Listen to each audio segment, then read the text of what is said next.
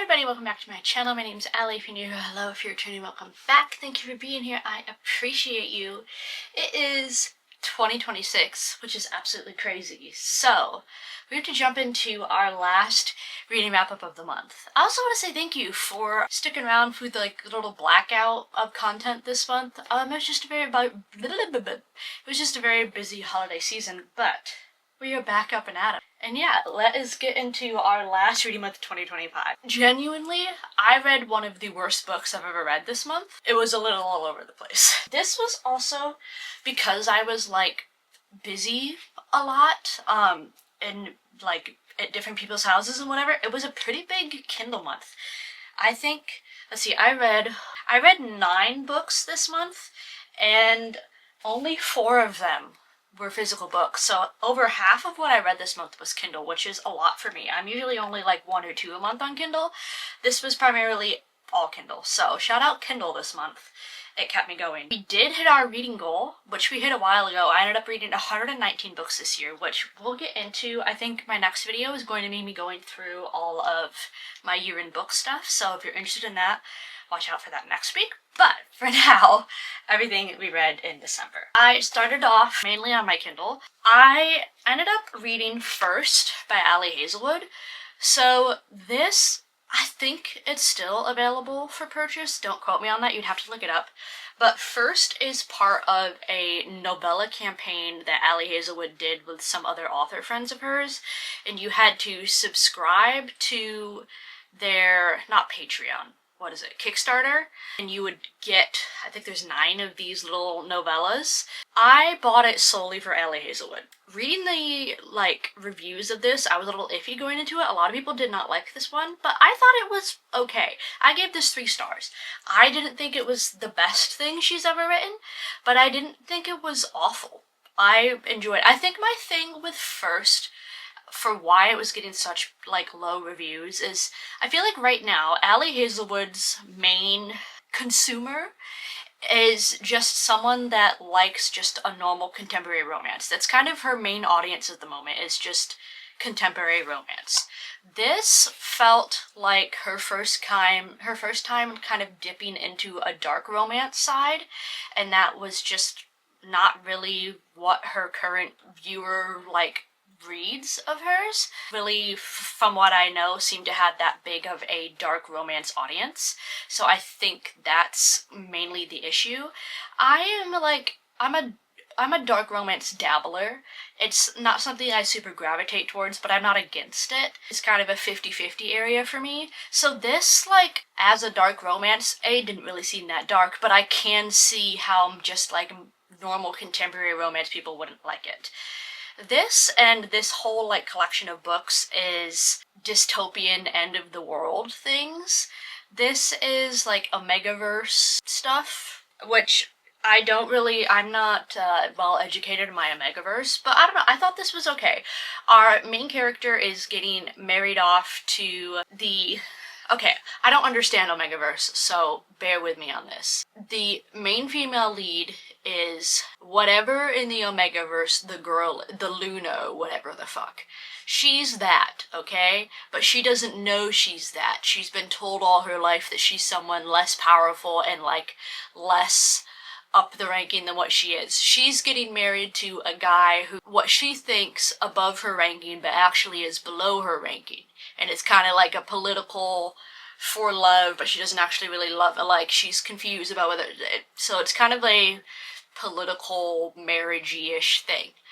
This guy, who ends up being the main love interest, is the general of the army of enemy people, so it's Romeo and Juliet style in that way, the warring people, but he's the elf top guy. So then he finds out that she's not actually as low ranking as she thinks she is, and he's I'm going to kidnap her and make her marry me instead of this, and it's war.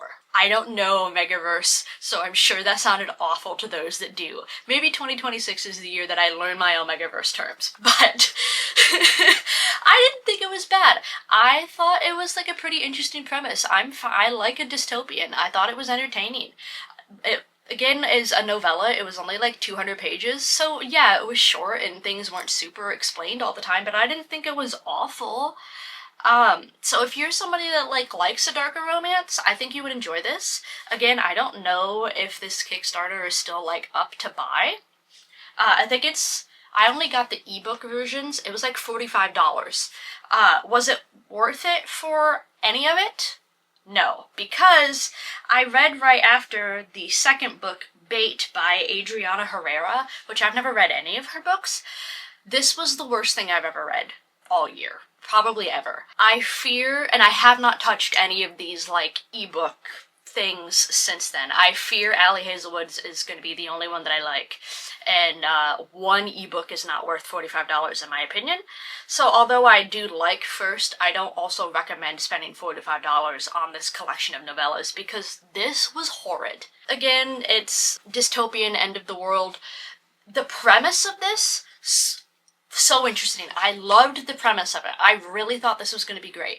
This is taking place in a bunker. It's like Mad Max style, where they're in a bunker underground and the outside air is poison and there's raiders and crazy people outside.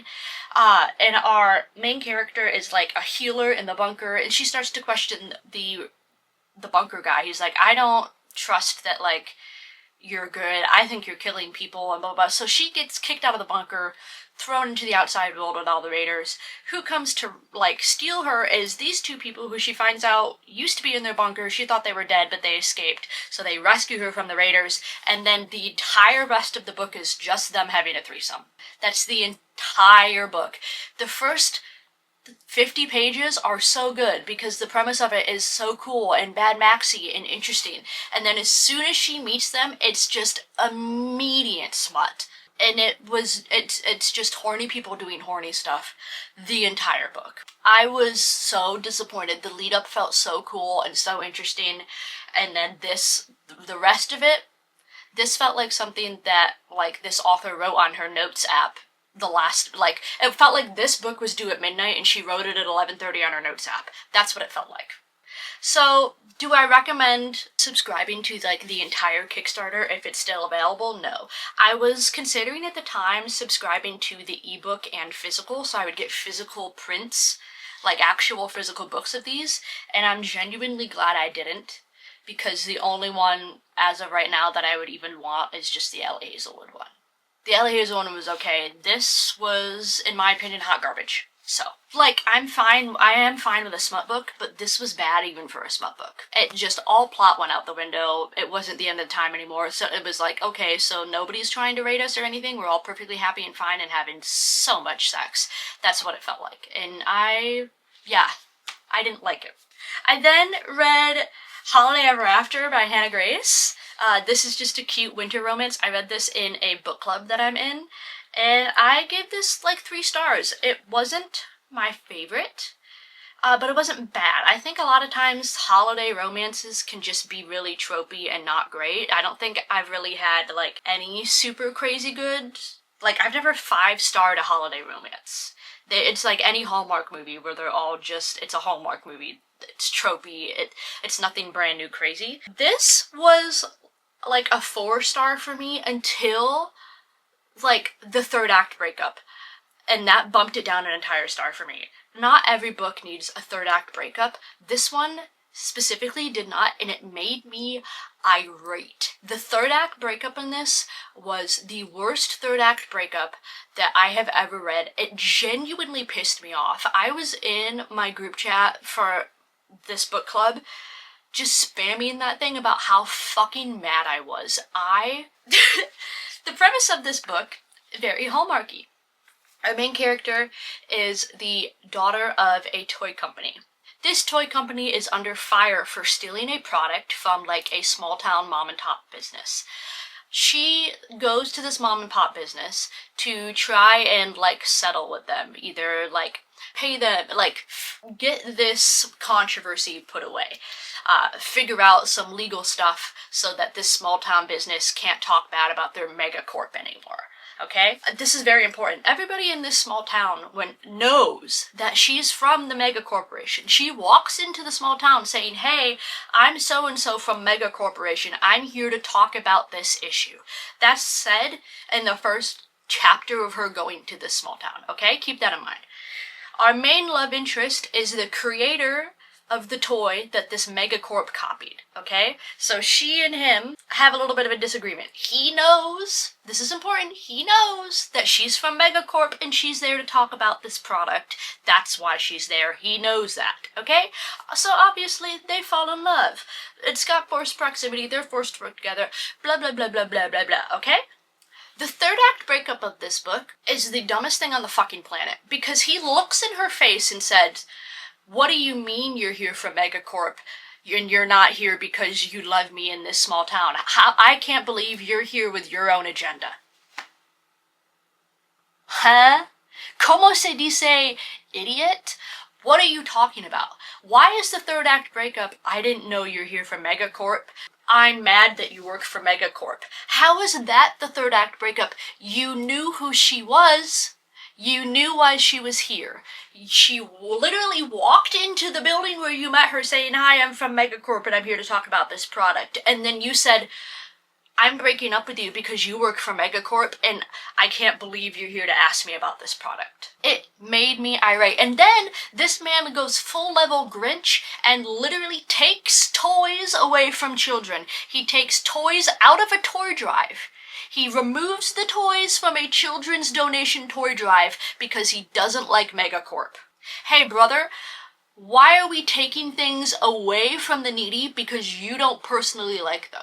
That felt like the most Grinch level thing. I genuinely was like, oh, this man is evil and crazy. I don't, like, whenever they made up and, like, we had their conclusion and their happy ending and their epilogue, I was like, I don't forgive him. I don't want them to be together. So, yeah, I gave this 3 stars because, like, it is cute and holiday and whatever, but Jack fucking pissed me off. And talking about it, I might even move it to a 2.5 now because the third act breakup was ridiculous and it did not need to be there and it ruined the entire book. Like, the whole time that she's there meeting him, she knows that, like, she's on a timeline and, like, a month she has to go back home. You could have just had them break up because she went back home. Like, if you wanted a third act breakup, you could have just made it, oh, you know, she's not willing to step away from Big Corp yet and has to go home. And then they both realize that they're willing to give up each other's towns for each other. She's like, I can give up Megacorp to go be with Small Town Guy, and Small Town Guy can be like, I can give up Small Town to go be with Megacorp Guy. Like, you could have done that. Why is the third act breakup, I didn't know you were here for the thing that you said you were here for? Incredibly dumb. And I'm gonna move on or I'm gonna rant about it for 20 hours. But I read it, and it was okay, but it fucking pissed me off. Yeah. Then, one of the first physical books that I read this year, unexpectedly really liked it. I 3.75'd it, and that is The Missing Pages by Allison Richmond. I kind of bought this for no reason. I thought the cover was really cool, and it's somebody that spells Allison the same way that I do. I don't know many people that spell Allison with a Y, so I said, bestie, twins, and I bought it. And I'm honestly so glad I did. I annotated this book like crazy. I have highlights and annotations and predictions all through this book. I knew nothing about it. It was kind of just sitting on my TBR wall and was calling to me, so I picked it up and read it. And I'm really glad I did. So I knew nothing about this going in, and it is a historical fiction, which I did not know. This is historical fiction about a real-life person that died on the Titanic, which I'm not a super big Titanic head. Like, I like the Titanic, I think it's interesting, but I'm not someone that, like, I know people whose special interest is the Titanic, and they, like, know the names and the blood types of every single person that was ever on it. They know every fun fact about the Titanic there is to know. I'm just not that person. But this is historical fiction about Harry Widener, I believe, Widener, who is, like, a real-life person who died on the Titanic, and he has a, like, memorial library at the Harvard Institute. His family in the, like, dedicated after he died a library at, I believe it was Harvard, because he was, like, a book collector. I can kind of read the back so I don't get it wrong. According to the lore, Harry, who was traveling with his parents following a book-buying trip in Europe, did not get on a lifeboat after the Titanic struck an iceberg. Instead, he chose to return to his cabin to retrieve a priceless book. In response to his tragic death, his mother, Eleanor Wider, decided to honor his memory by creating a new library at his alma mater, ensuring his book collection would always have a home and be enjoyed by both students and scholars. So that's kind of like his lore. I didn't know this was about a real person. I thought it was cool regardless, but it is historical fiction. So romantic. This is one of the most romantic books that I have read in such a long time. It's 1912 of it all, so it's very, I'm courting you and professional, and we can't be in the same room alone together, or people will think that that's uncouth. I think what made this not a 4-star for me was I was expecting to cry the entire book. Like, I had annotations where I'm like, me in the next 3 seconds when I'm crying, and it never hit me emotionally enough where I cried. Like, I felt sad for people and like was like anticipating what's gonna happen next because I'm like, oh, this bad thing is happening, but it never quite got to making me actually like want to cry. So there was just something emotionally missing that didn't take me all the way there. Didn't love the ending. I wanted a little bit more closure than what we got. I feel like it left, like, things were answered. They weren't necessarily, like, full circle tied together, because everyone in this book is weirdly connected. This is a little bit of a dual timeline story. You're following Harry in the 1912s, Titanic, his life, and then you're also following, it's what, like 2012 or something? It's in the early 2000s, 20-teens or so, but we're following Violet, who is just returning to Harvard after taking a hiatus for a while after the tragic death of her boyfriend. And it's dealing a lot with her grief. So I would say maybe trigger warning for grief. There's a lot of grief in this book from every character, so if you're not someone that's in the headspace to deal with a book about grief, this probably isn't for you. Violet is spending a lot of time dealing with grief, trying to figure out how to move on in her life. And she takes a part-time position in the library, just helping take care of books and everything, because it's somewhere that brings her peace, and it gets her out of her room and gets her doing something different. There is the lore on the college that because this library is built in memory of this man who died, that it's haunted, and it's kind of just like a joke. But while Violet is working there, a bunch of weird stuff starts happening, and she's like, I think that for real, this library is haunted. So that's her timeline. You're going back in the 1912s of Harry in his extravagant, fancy rich boy life.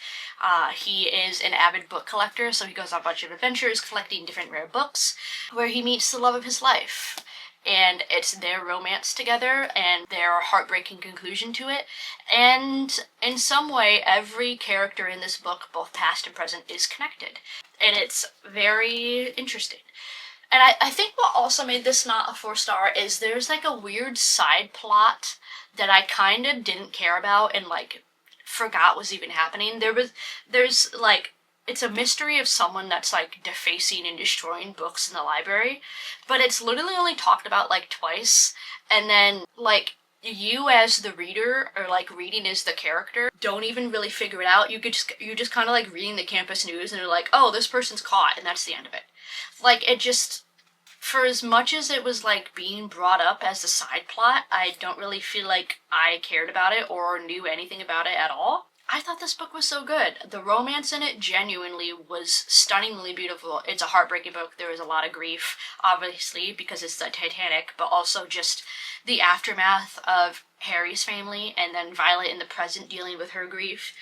I really like this. Regardless if you know about Harry, you'll enjoy it, because I didn't know who this was, didn't even know this was historical fiction until I finished it. I really liked it, and I highly suggest it. If you are a Titanic head, if that fits in your niche, I think you'll super like this. And if you're a historical fiction, I recommend it. If you like a romance, I recommend it. But again, I would just maybe think about if you're in the headspace for grief or not. But I really liked this. I'm glad I picked it up. I then followed it up with another book that's maybe a little bit grief and dark. Everything is Tuberculosis by John Green. This book was a lot smaller than I expected it to be.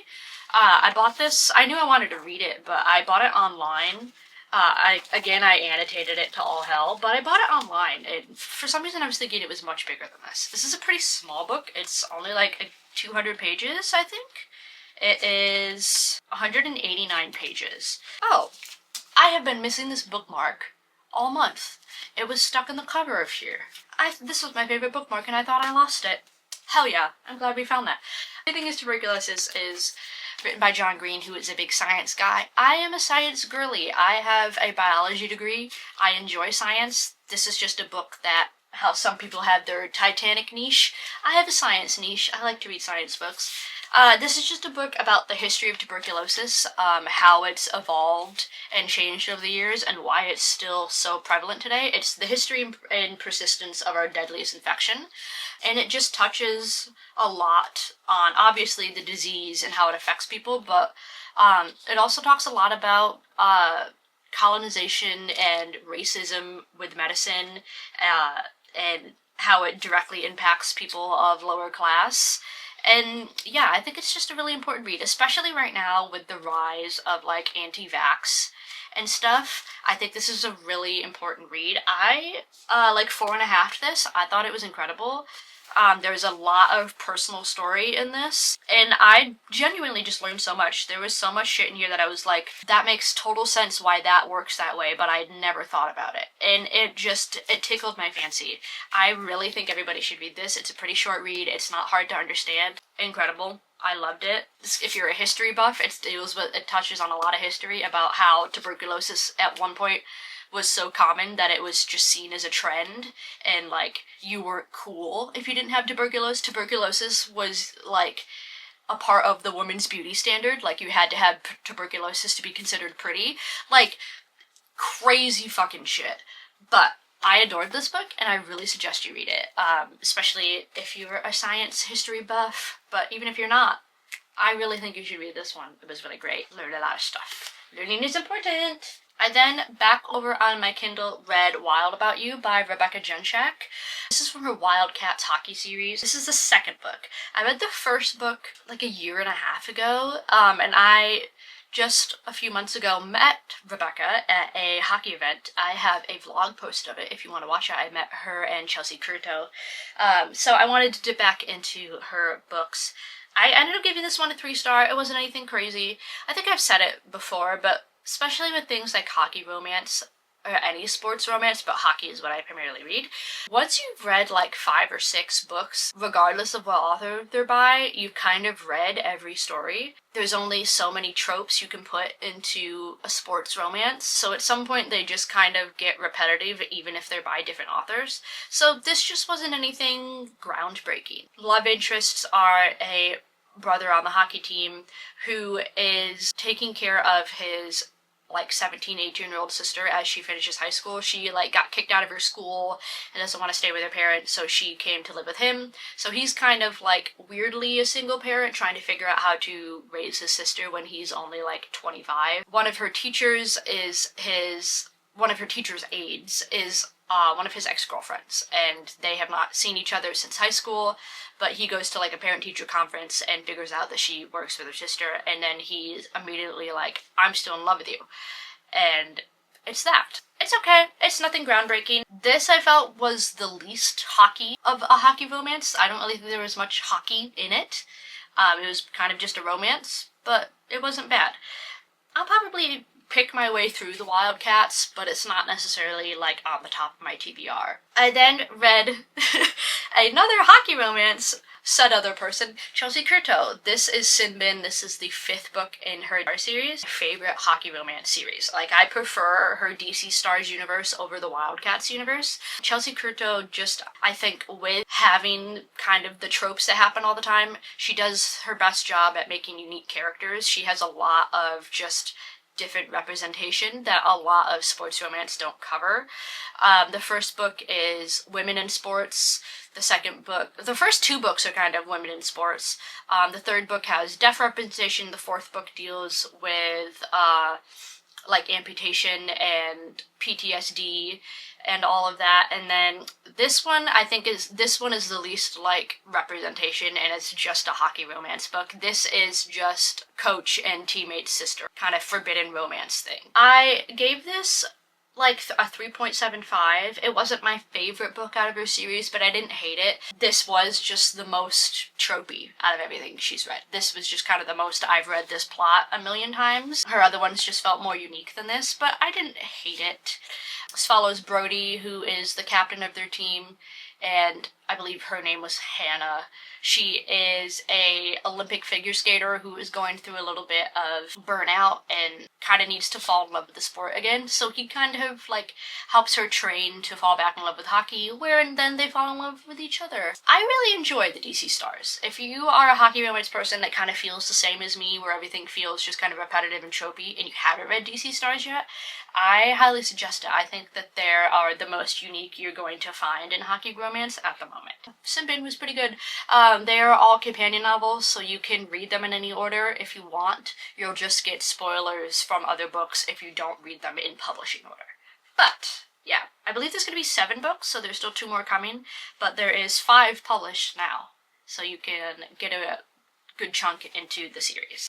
And then the last 2 books I read were physical books. I read another little holiday romance. I read Good Spirits by B.K. Borison. I liked this one a lot better than Holiday After because there was no unneeded weird third act breakup. I 4-starred this one. I liked this one a lot more than I thought I was going to. Also, the sprayed edges on this one are so cute. I did not know I was getting a sprayed edged one of this. I just ordered it off of Barnes & Noble and looked like the normal copy. It said nothing that this was a sprayed edged like fancy version. So I was happily surprised when I opened this up and got a sprayed edged. I thought it's a really cute. This is probably my favorite cover too of a holiday romance. This is like a paranormal holiday romance, which is usually not my vibe. I'm not usually a paranormal person, but I liked this one. This follows Harriet.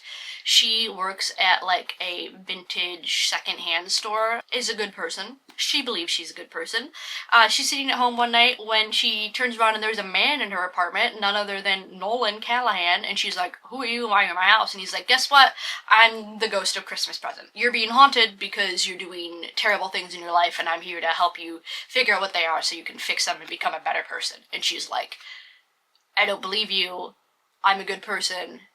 There's no way you're a ghost." Yeah, and he's like, "I don't believe you. I am a ghost. If I'm here, you have to be a bad person."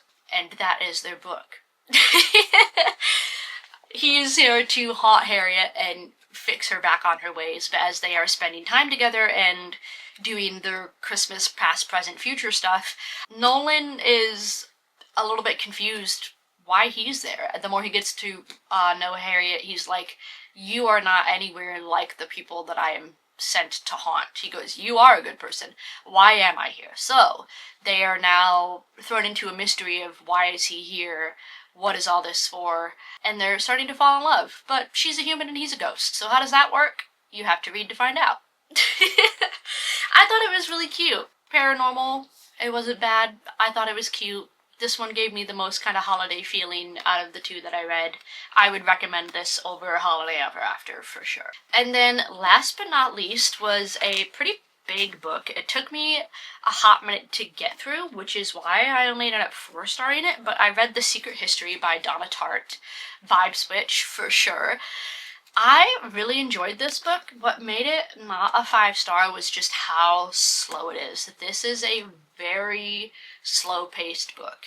You spend so much time not adding anything to the plot. You spend so much time just like looking outside at nature and the way the wind blows. It just feels it's very slow. But when you get to the exciting plot points, they're very good and incredible. The story, compelling, makes you want to keep going. It just takes you a minute to get there.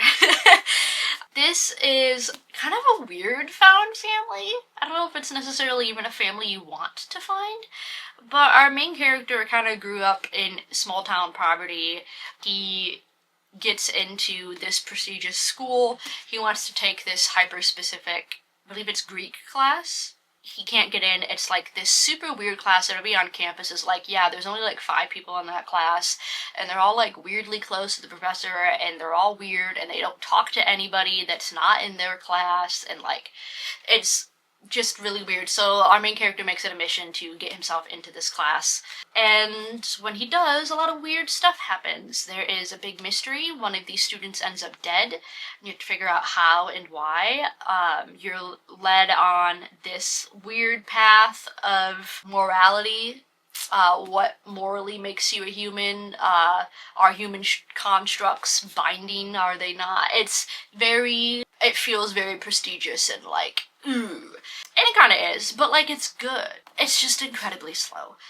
The whole like first section about him as a kid is just like you spend 20 hours of him talking about his small town and how he hates it. It's just like, it's got a lot of filler that doesn't need to be there, but like the plot and the mystery of it all is enough to keep you reading. It just takes you a while to get through. Story-wise, I really liked it. It's not my favorite writing style. I think I would read more by Donna Tartt. It's just not at the top of my list because anything I pick up by Donna Tartt, I'm gonna expect to spend 3 weeks reading it. Is everything we read in December. We had some really good books, and we had really dog water trash books. Such is life. But yeah, that is 2025 and everything we've read. We've read 119 books this year, which we will get more into depth next week when we go through my year of books. So stay tuned for that if you're interested. And yeah, I hope you guys had a really good holiday, New Year, whatever season. I'm happy to be going into 2026 with you guys. Thank you guys for being here for this wild ride of 2025. And yeah, I hope 2026 brings you guys anything and everything you could ever need. And I love you, and I'm so appreciative of you. Yeah, I'm glad to have you guys here for my 2026. But regardless, if you want to follow me anywhere, all my stuff is linked down below as always. Please stay safe, and I will see you guys next week or somewhere else on the internet. I love you. Bye.